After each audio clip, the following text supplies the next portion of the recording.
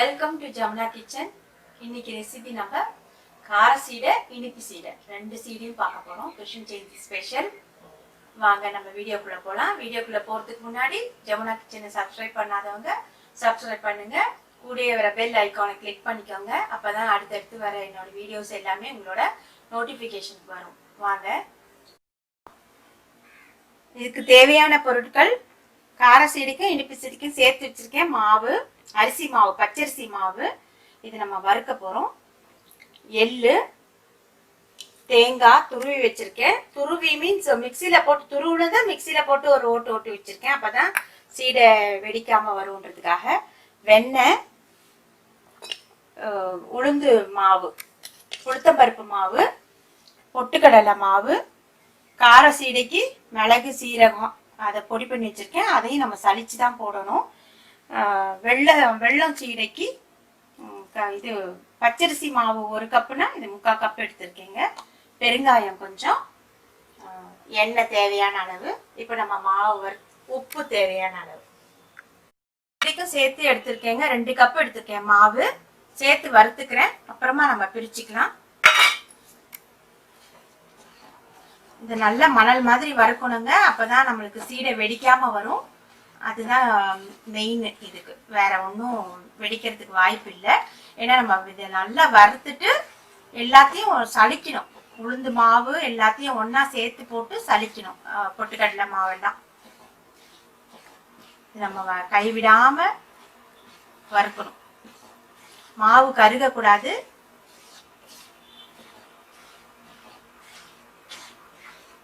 வறுபட்டுருச்சு அப்படின்னு எப்படி தெரிஞ்சுக்கலாம்னா, நீங்க நல்லா உதிரி உதிரியா மாவு மணல் மாதிரி, இப்ப சேர்ந்து இருக்கிற மாவு மணல் மாதிரி நல்லா வந்துடும். அப்படியே எடுத்து உதுத்தீங்கன்னா மணல் மாதிரி வரும். இன்னொன்னு கையை தொட்டு பார்த்தீங்கன்னா நல்லா சூடு இருக்கும் மாவு. அப்ப நம்ம இறக்கிடலாம். மாவோட வாசனையும் வரும். மிதமான சூட்டுல வச்சு வறுத்துக்கங்க.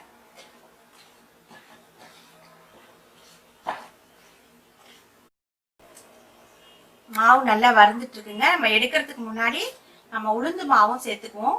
சேர்ந்து அப்போல வதக்கிட்டு அப்படியே நம்ம சலிச்சுக்கலாம். 2 கப்பு மாவுக்கு நான் ஒரு 3 ஸ்பூன் போடுறேன். 3 டீஸ்பூன் போடுறேன் உளுந்து மாவு 2 சீடைக்குமே. ஏற்கனவே வறுத்து அரைச்சதுதான் உளுந்து மாவு. இருந்தாலும் நம்ம எப்படியும் சலிக்கணும் இல்லையா, அதுக்காக நான் சேர்த்து இது பண்ணிக்கிறேன். அப்புறம் பொட்டுக்கடலை மாவு 1 ஸ்பூன் போட்டுக்கிறேன்.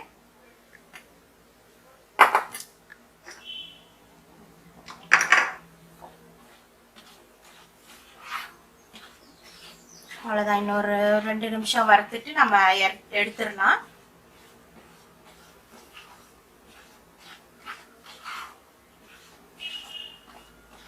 நல்ல வாசனை வருது மாவு. கை தொட்டு பாருங்க. இப்படி தூவுனீங்கன்னா அப்படி மணல் மணலா வரணும் மாவு. அதான் பதம்.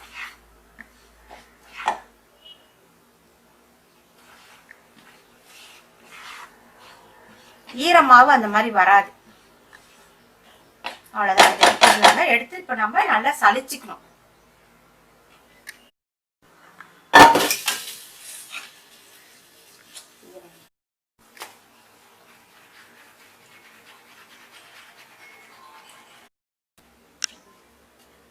இனிப்பு சீடைக்கு வேண்டி நம்ம மாவை வெள்ளத்தை கரைச்சிக்கலாங்க. நான் இது ஃபுல்லா 1 கப்புக்கு 3/4 கப்பு வெள்ளம் எடுத்துருக்கேன். நம்ம இது பாவு பதெல்லாம் ஒன்றும் இல்லைங்க, கரைக்கலாம். அவ்வளவுதான். தண்ணி ஊற்றி வெள்ளத்தை ஃபுல்லா கரைக்கணும்.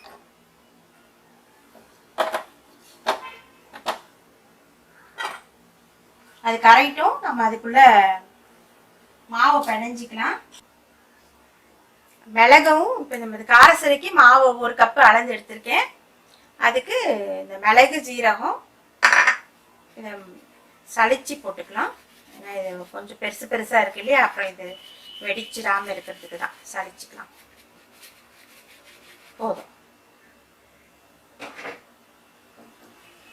கார சீடைக்கு வேண்டிய உப்பு போட்டுக்கலாங்க. எள்ளு வறுத்து வச்சிருக்கேன். ஏன்னா சில வேளை நம்ம பொரிக்கிறப்ப வறுபடாம இருந்த எள்ளு வெடிக்க வாய்ப்பு இருக்கு. அதனால வறுத்துட்டு போட்டுக்கோங்க எள்ள.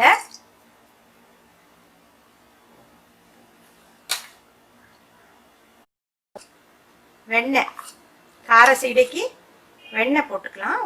ஒரு ஸ்பூன் ஃபுல்லாக போட்டுக்கோங்க. இப்போதான் சாஃப்டாக நல்லா வரும், கிறிஸ்பியாக. இப்போ நம்ம நெய்யில் தேங்காயை வதக்கிட்டு கார சீடைக்கும் வெள்ளம் சீடைக்கும் ரெண்டுத்துக்கும் போட்டுக்குவோம். நம்ம தேங்காயை வதக்கிறதுக்கு ஒரு ஸ்பூன் ஃபுல்லாக நெய் விட்டுருக்கேங்க.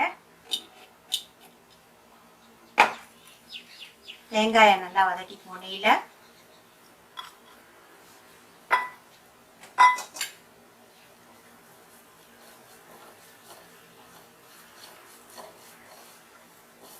நல்ல ஃப்ளேவர் வரும் உங்களுக்கு. தேங்காய் நெய்யில் வதக்கி போட்டிங்கன்னா நல்ல ஃப்ளேவரும் இருக்கும். நல்ல ஈரத்தன்மை போயிடும் இல்லையா. கொஞ்சம் லேசாக வறுத்தா போதும், ரொம்ப வறுக்கணும்னு கூட அவசியம் இல்லை. அந்த வாசனை நல்லா இருக்கும். வெள்ளம் சீடைக்கு கொஞ்சம் சுக்கு போட்டால் கூட நல்லா இருக்கும். ஏலக்காவை விட சுக்கு போட்டால் ரொம்ப நல்லா இருக்கும். நான் எடுத்து வைக்கவே இல்லை, நான் போடுறேன். இப்போ காமிச்சிட்டு போடுறேன்.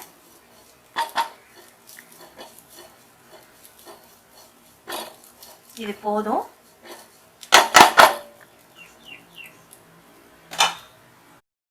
சுக்கு கொஞ்சமா போட்டுக்கலாங்க, இனிப்பு சீடைக்கு மட்டும். அவ்வளவுதான், இதெல்லாம் நிறுத்திடலாம். காரம் சீடைக்கு தேங்காய் போட்டுக்கலாம். இனிப்பு சீடைக்கும் தேங்காய் போட்டுக்கலாம்.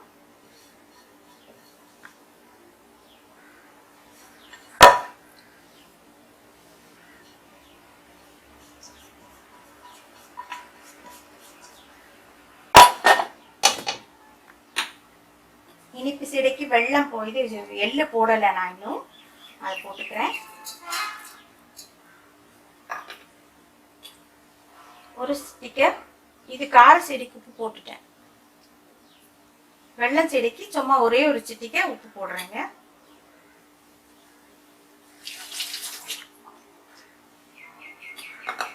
இது நம்ம நல்லா இது பண்ணிக்கலாம்.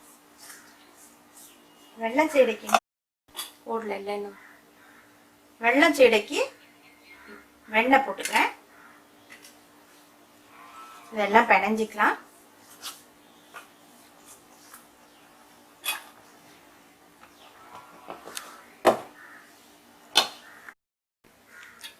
முதல்ல நம்ம இனிப்பு சீடைக்கு பிசைஞ்சிக்கலாம் மாவு. இந்த வெண்ணெய் போட்டேன் இல்லையா, அதை ஈவனா ஸ்ப்ரெட் பண்ணிக்கலாம். அதுக்கப்புறம் வெள்ளத்தை ஊற்றுவோம்.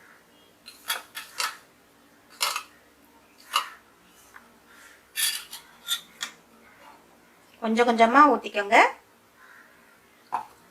வெள்ளம் ஊத்துனதுக்கு அப்புறம் கையை வைக்க முடியாது, சூடா இருக்கு.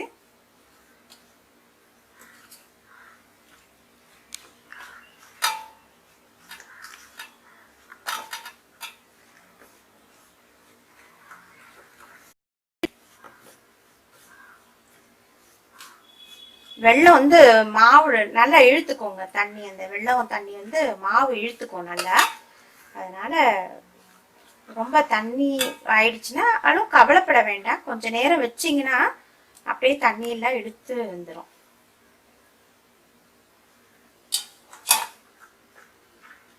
கொஞ்சம் ஆறுன உடனே நீங்க கை வச்சு நல்லா பிணைஞ்சு எடுத்துருங்க. இது போதும்னு நினைக்கிறேன்.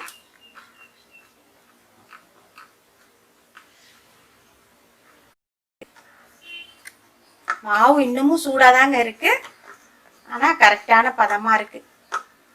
மாவு நல்லா பிசைஞ்சாச்சு, கரெக்டா இருக்கு. இப்ப நம்ம உருட்டிக்கலாம். வெள்ளம் சீடைக்கு, உப்பு சீடைக்கு பெருங்காயம் நான் இன்னும் சேர்க்கல. முதல்ல இந்த மாவு வெண்ணெயை போட்டிருக்கோம் இல்லையா, அதையும் நல்லா பிணைஞ்சிக்குவோம். மற்ற டைம்ல ரெண்டுத்தையும் ஒன்னா செஞ்சிடலாம், ரொம்ப பெரிய வேலை இல்லை. அதனாலதான் உங்களுக்கு சேர்ந்தா போல காட்டுறேன். ஒரே மாவு தான். அதை எப்படி நீங்கள் பிரித்து செய்யலான்றதுக்காக நான் ஒரே டைமில் காட்டுறேன். இப்போ இந்த வெல்லம் தண்ணி இது பெருங்காய தண்ணி கொஞ்சமாக ஊற்றிக்கிறேன்.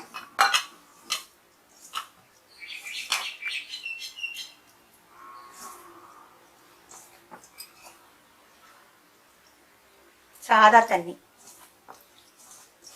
சுடு தண்ணிலாம் இல்லை, சாதா தண்ணி தான்.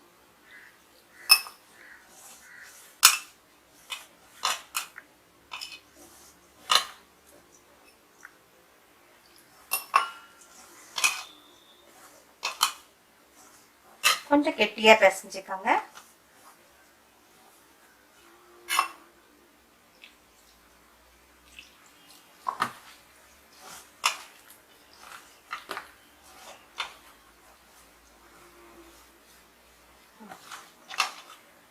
கரெக்டா இருக்கு.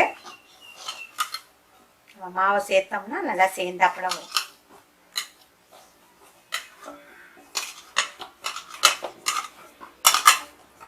உப்பு சீடை வந்து நீங்க ரொம்ப ஷேப்பா பண்ணக்கூடாதுங்க. ரொம்ப லைட்டா தான் இப்படி உருட்டி போட்டுறணும். நான் கொஞ்சமா உருட்டி காட்டுறேன். நாங்க வந்து இந்த மாதிரி ரொம்ப ரவுண்ட் ஷேப் இல்லாம இப்ப லைட்டா அப்படி தட்டி போட்டீங்கன்னாக்கா வெடிக்க வாய்ப்பு இல்லை. ரொம்ப பர்ஃபெக்டா ரவுண்ட் ஷேப் பண்ணணும்னு பண்ணாதீங்க. சும்மா ஷேப்லெஸ்ஸா இருந்தா போதும். ரொம்ப அழுத்தக்கூடாது. ஒரே கொஞ்சம் ஷேப்பா பண்ணுங்க, ஒரே மாதிரி பண்ணுங்க.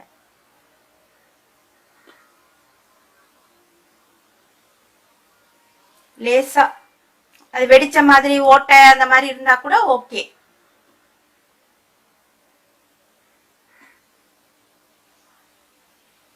இந்த மாதிரி எல்லாத்தையும் நம்ம உருட்டி போட்டுட்டு அதுக்கப்புறமா நம்ம எண்ணெயை சூடு பண்ணி எண்ணெயில போட்டு எடுக்கலாம். உங்களுக்கு காட்டுறதுக்காக போடுறேன். எண்ணெய் காஞ்சி சிம்ல வச்சிருக்கேங்க. வெல்லம் சீடை போடுறேன். ஒன்னொன்னா தான் போடணும், நிறைய போட்டுறாதீங்க.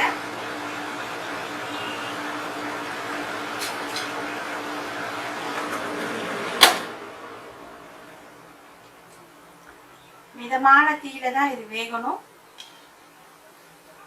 ஏன்னா இது வெள்ளை போட்டிருக்கிறதுனால சீக்கிரம் செவந்துரும், உள்ளுக்கு வேகாது. அதனால நீங்க ஃபுல் சிம்ல வச்சு வேக விடுங்க. இப்படி எடுத்து எடுத்து விடுங்க, அப்பதான் சூடு கரெக்டா இருக்கும்.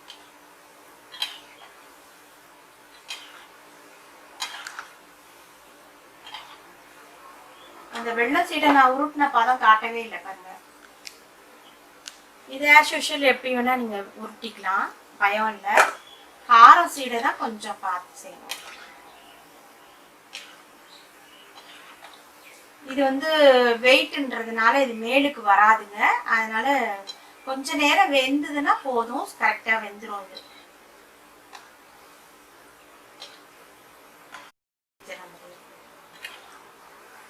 இது எடுத்துடலாங்க.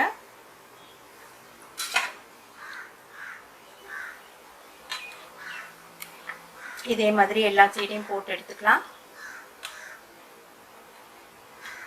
கொஞ்சம் பொறுமையா செய்ய வேண்டிய விஷயம், வேற ஒன்றும் இல்லை.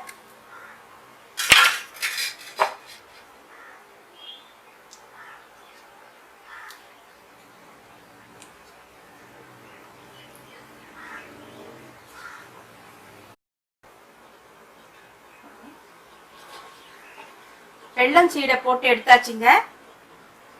நல்லா வந்திருக்கு. சூடோட நீங்க பாத்தீங்கன்னா ரொம்ப சாஃப்டா இருக்கும். இது நல்லா ஆறிடுச்சு. சவுண்ட் இப்ப கேட்டுக்கோங்க. நல்ல கிறிஸ்பியா இருக்கு. இப்ப நம்ம கார சீடை போடுவோம். இது வந்து ஒன்னொன்னா போடக்கூடாதுங்க, ஒரு பாதியை போட்டுருங்க. முதல்ல போட்டுட்டு உடனே இதை இப்படி பிரட்டி விட்டுக்கிட்டே இருங்க, அப்பதான் உங்களுக்கு வெடிக்காது. நல்லா ஹைல வச்சுக்கோங்க, அப்புறம் மீடியம்ல வச்சுக்கோங்க. வெல்லம் சீடை வந்து நீங்க ரொம்ப லோவா வச்சீங்கன்னா பிரிஞ்சு போயிடும். அதுக்கப்புறம் ரொம்ப ஹையா வச்சீங்கன்னா தீஞ்சு போயிடும். மிதமான தீயில வச்சு இந்த வெள்ளை சீடைய பொரிச்சிடுங்க. இதுக்கு வந்து தீ நல்லா இருக்கணும். ஆனால் கரண்டி விட்டு நீங்கள் இப்படி பிரட்டிக்கிட்டே இருக்கணும். அப்போதான் ஈவனாக உங்களுக்கு வேகும்.